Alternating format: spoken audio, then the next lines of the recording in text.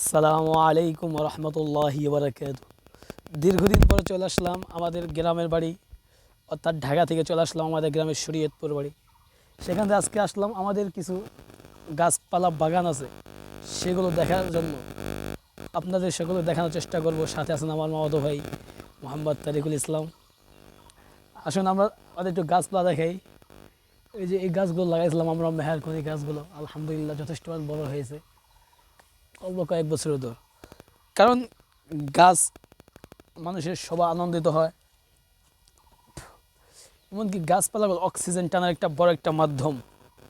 এই গাছপালাগুলো বহুত ভালো, তাই আমরাও চেষ্টা করতেছি বাগান করার জন্য। যেরকম মেহেরকনি গাছ লাগাইছি, ভালোই বড় হয়ে গেছে। আর বহু ধরনের গাছ আছে, বেশিরভাগ মেহেরকনি গাছ।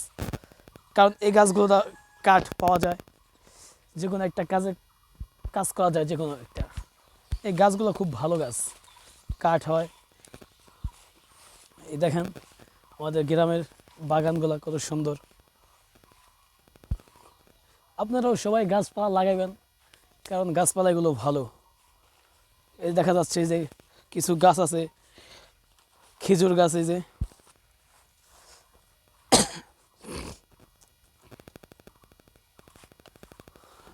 আরো অনেক গাছপালা হয়ে গেছে, আর গাছ হইতে আছে। এই যে কিছু পাতা পাতা পড়ছে। চলে আসলাম আমাদের বাগানের ভিতরে।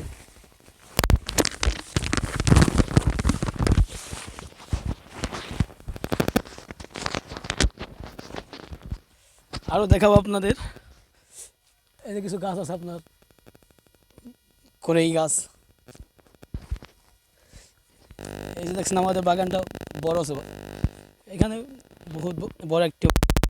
এখানে আরো অনেক গাছপালা আছে। এই যে সামনে হচ্ছে আম গাছ আছে, করেই গাছ, আর বিভিন্ন ধরনের গাছপালা আছে এদিকে।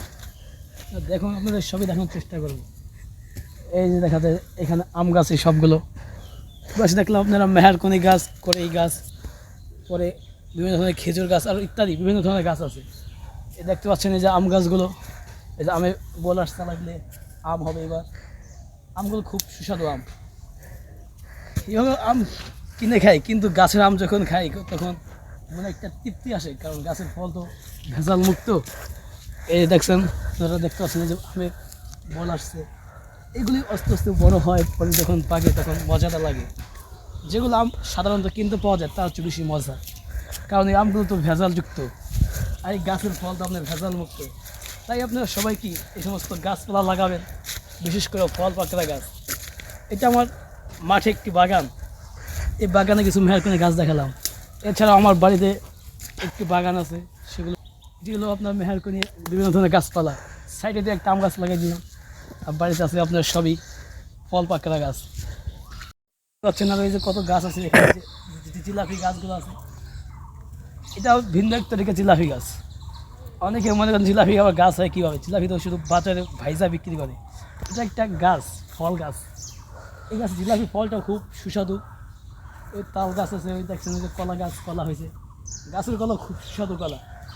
যেগুলো কলা আপনি বাজার থেকে কিনে খান সেগুলোকে আপনার ভেজাল।